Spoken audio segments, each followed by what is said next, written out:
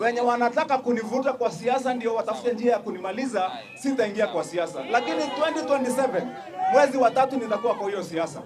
Na nitatafutana na kiti ya governor wa kaunti ya Kiambu. Na hiyo kiti ya governor watu wetu najua wamesema ya kwamba watatubariki nayo kwa vile tumefanya kazi. Wenye wanataka hiyo kiti ya governor, mtu akuje kwa uwanja kuacha kutumia nguvu za maofisi za serikali kunigandamiza. Kuna watu wanaingia kwa maofisi ya serikali kusawishi wenye wako huko waje ndio waniharibie na wakuje ndio wanibomolee na hata wanitafutie njia za maisha yangu kunimalizia maisha. Nasema washindwe kabisa, na Mungu wako na sisi. Ama namna gani jameni? So tumetamilisha. I want to say gentlemen and ladies wenye wamekuwa hapa, because I know most people are watching, the others who may want to see. This is an act of cowardice. Kwa vile mimi I am non-political, I am a development person.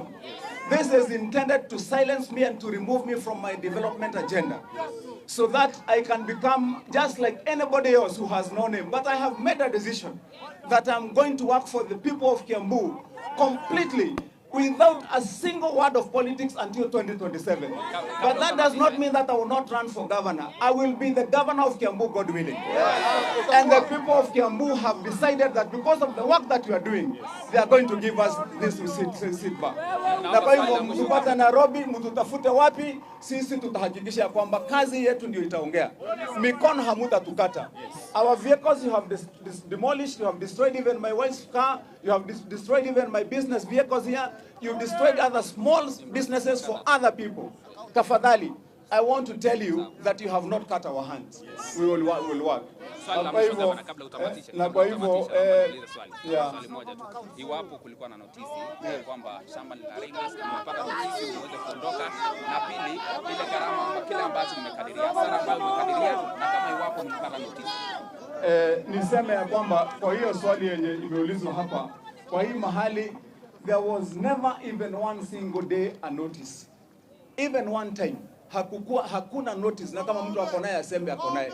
Sisi tuko na, hata wakati walijaribu kutupisha mara 3, huyu ndiye wakili wetu na huyu ni wakili wetu. Na wako na hizi court orders hapa, hii wakili unaweza shika na wewe uko na hii nyingine. Tuko na court orders which were signed wakati tulisikia wanatutishia, wanakuja usiku, wamekuja karibu mara 5 mfululizo. Lakini jana wamekuja mpaka kupiga risasi, kupiga mpaka live, kupiga mpaka tear gas ndio wafaulu kwa ile kitu yenye walikuwa wanakuja kufanya. Lakini as I have said, and our lawyer will say, but for me as Kimani Wamatangi, I believe in the Almighty God.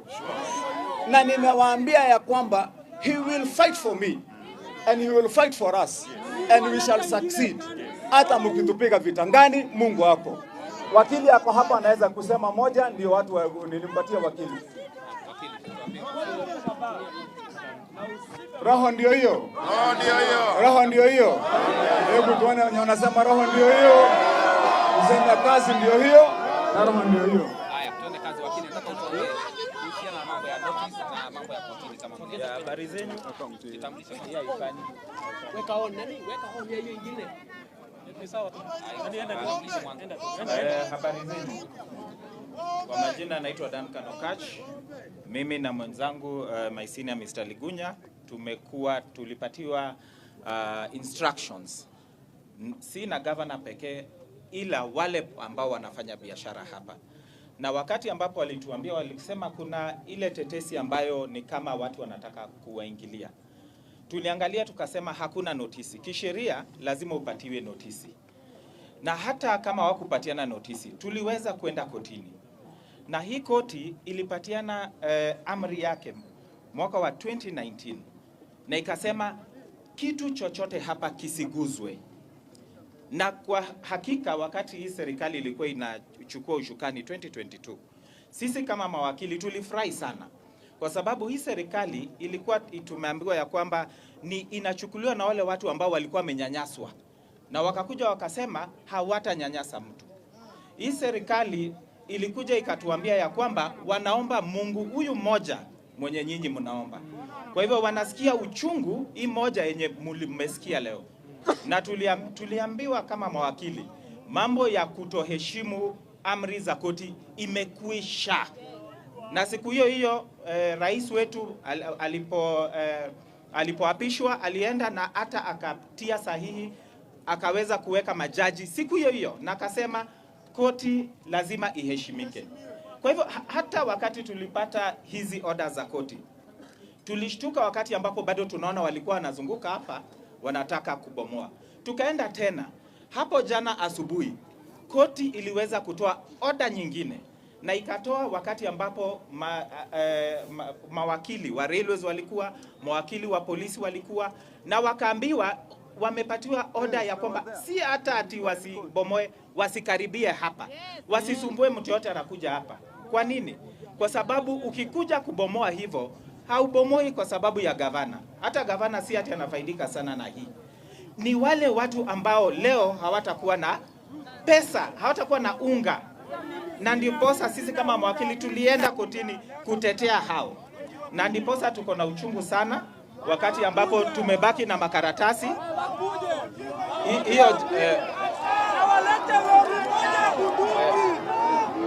Hiyo jana. Haya, ni sawa, leo tuko hapa. Hii kazi inafanyika usiku, si mchana.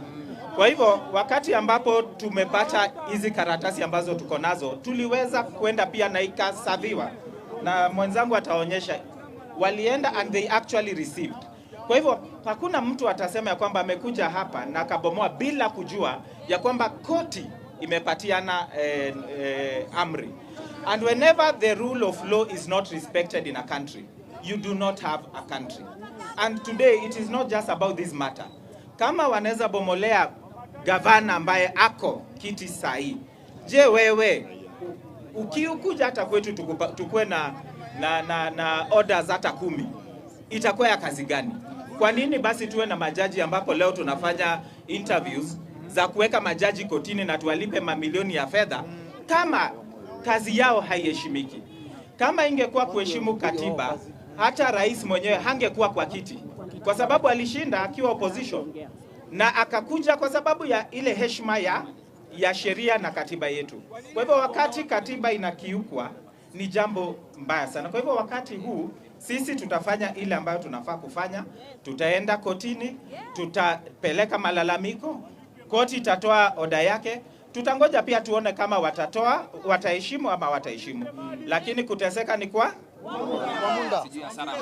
wacha Ligunya sema moja tu kwa kizungu. Just one opportunity is I think ile kitu ambayo tungetaka kuweka wazi na dhahiri ni ya kwamba jana asubuhi railways walikuwa na sisi kotini na magistrate akapatiana order ya kusema wasiingie hapa na wasibomoe chochote. Saa 9 jana wote walikuwa wamesaviwa, hadi OCPD wa railways wote walikuwa served. Kwa hivyo kuja kwao jana usiku was an act of impunity. Completely wanasema koti haijali, na hata yale ambayo inasemwa haijalishi chochote. So what was done was illegal, and we shall be moving. We equally serve the Attorney General and will be citing every one of them ili wakuje na waseme ni kwa nini walifanya ambayo koti ukimesema isifanyike. Tuambie majina yako tafadhali. Ligunya Stephen. Asante.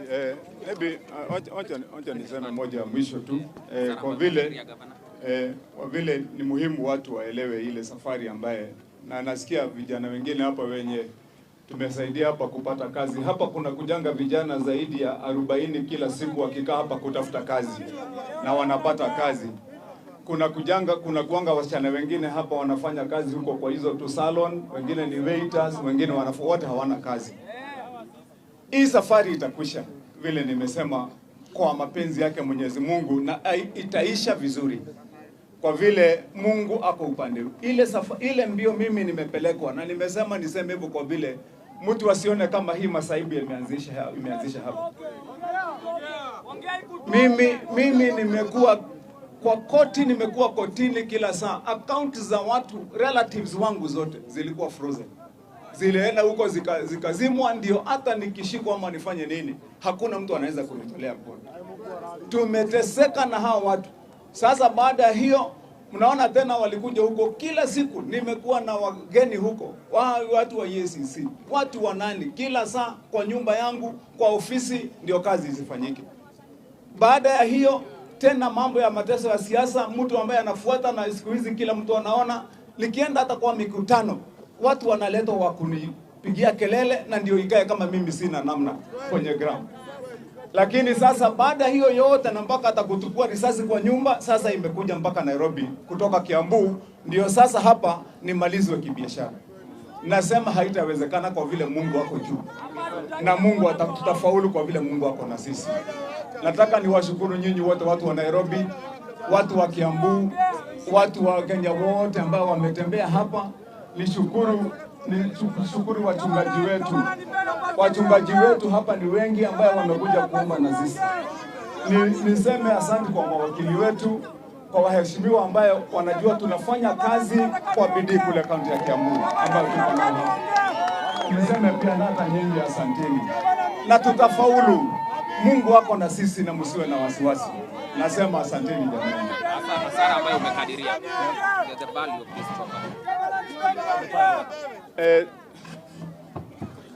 Na hapa kuna pesa nyingi ambazo, kwa hizo kama ni wewe ungekuwa unafanya kazi hapa miaka 40 years, na hawa watu wengi wote, hiyo total 40 years, ungekuwa umeweka pesa ngapi? Hapa ukiangalia magari imebomolewa, ingine ilikuwa inapigwa ni kama magari imekosea mtu usiku, mliangalia ilikuwa inainuliwa juu na kutupwa kando. Ile hasara iko hapa ni ya mamilioni na mamilioni ya pesa. Lakini ile kitu mimi nimesema, na vile wakili amesema, nataka nijibu ya kwamba kama hatutapata haki, ya kwamba sisi tulikuwa na court order, mimi nitakuja hapa, hawa wachungaji wakinilete, nimefanya kazi miaka 40, kwa siku 40 nitakaa hapa kwa hii mabati yenye wamenibomolea kazi yangu 40 days, na nitafast bila hata kukunywa maji, nikikaa hapo mchana na usiku mpaka jawabu na jibu itoke ya kwa nini mimi ninakuja kuteswa, ni makosa gani nimefanya.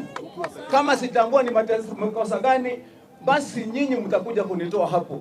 Kama jibu haitakuja, nitapanda hapo juu, nitakaa hapo mchana na usiku for 40 days fasting until the truth and until justice is done to me. I want to know what is this that I have done, what is it, ni kitu gani nimefanya, ya kwamba hata kwa nyumba yangu siwezi kukaa na amani, kazini siwezi kwenda na amani. Sasa mpaka hata hapa kazi Nairobi siwezi kukuja na amani, siwezi hata kwenda kwa mikutano zangu, kazi siwezi fanya. Ni makosa gani jameni nimefanya ambaye kila saa lazima niandamwe? What is it? Yeah.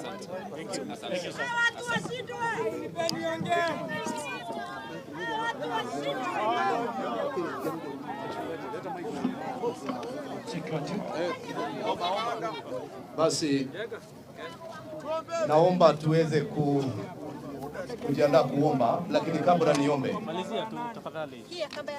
Okay, wacheni tuombe basi. Omba tu tafadhali. Tuombe. Wakati unaomba mchungaji, ni vizuri hata nyinyi watu wa habari mtupe macho huko. Utaona kule ng'ambo kuna mijengo ingine iko kwa reli huko. Ukiangalia hapa iko kwa reli. Ukiangalia hata huko nyuma kuna mijengo ingine iko kwa reli. Haijaguswa. Ile imeguswa ni ya Kimani wa Matangi. Hiyo ndio iko na makosa. Kwa nini? Kama muungano wa wachungaji, na ningependa niongee hii kitu moja. Tulikuwa na speech ya pamoja kwa niaba ya wachungaji wote wa Kiambu. Mimi naongoza mlengo wa makanisa mbalimbali, tumekuja pamoja kama wachungaji pale Kiambu, na sisi tumesimama kwa haki na kiongozi wetu gavana. Ni kinyume na katiba yetu na sheria mtu kuingilia mali ya kiongozi yoyote ama mwananchi yoyote bila kufuata sheria. Na tunataka kutangaza hapa kama wahubiri, sisi tumepewa nguvu na Mwenyezi Mungu na tuna mamlaka, tunafanyanga kazi nayo kutoka juu. Waliofanya uhaini huu, hata kama uliundwa usiku, Mungu huyu aliye juu anaitwa mwenye haki, na haki hiyo ataipigania from here. Hatuwezi tukaruhusu kuona ya kwamba sio Kiambu peke yake, taifa la Kenya popote Mali ya kiongozi yoyote ambaye alichaguliwa kama yule mwingine ikidhulumiwa, hata ya mwananchi, hii mali imedhulumiwa hapa, ni wananchi walikuwa wanafanya kazi nayo. Kwa hivyo kuanzia sasa, kando na kuwa justice itatafutwa kotini, wahubiri pia tumekubaliana, tunaingia kwa magoti na tunaita Mungu mwenye haki, mwenye mali ya mwenye haki ambayo imeumia, na Mungu hujibu na moto. Tunaamini Mungu wetu anaenda kupigana vita yake mwenyewe. Naomba zote tuinue mikono tuombe. Baba Mwenyezi, kama vile uishivyo milele, tunakushukuru Bwana, ni kwa sababu tumekuja hapa kama watumishi wako. Tumekuja hapa kama wananchi na viongozi mbalimbali kuungana pamoja na kiongozi wetu His Excellency Governor Daktari Paul Kimani Wamatangi. Mali hii ambayo Bwana ulimpa Baba Mungu, wewe ndiye mwenye mali, wewe ndiye hupeana hata dhahabu. Baba Mungu, tunatangaza mahali hapa haki yako ikatendeke. Tuwatangaza vita hii Bwana sio ya gavana wetu. Hii gavana tunatangaza ni vita yake Bwana. Na tunatangaza ya kwamba Bwana, kama vile uishivyo milele, ya kwamba hii vita Bwana wa majeshi inaenda kuleta anga ya uwiano na ushindi katika anga ya kiongozi wetu gavana, katika jina la Yesu Kristo. Baba Mungu, kama vile uishivyo milele, tuwaombea mawakili ambao wataelekea kotini kuongoza hali hii ya kutafuta haki. Ninaomba Bwana neema yako iwe juu yao, na mahali hapa sasa tunatangaza ya kwamba Bwana haki yako itafuatiliwa. Bingu itafuata haki hii, bingu itapigania haki hii, na tunatangaza ya kwamba kitendo hiki kilichotendeka kama watiwa mafuta, tunalaani na tunakashifu katika jina la Yesu, na tuwatangaza neema yako Bwana juu ya gavana. Tuwatangaza baraka, bingu ikafunguke na kumwaga baraka nyingi kuliko hizi ulikuwa umepatia kiongozi wetu katika jina la Yesu. Baba, tunakushukuru na tunakuinua kwa jina la Mungu Baba, Mwana na Roho Mtakatifu tunaomba na kuamini. Amen. Amen. Amen.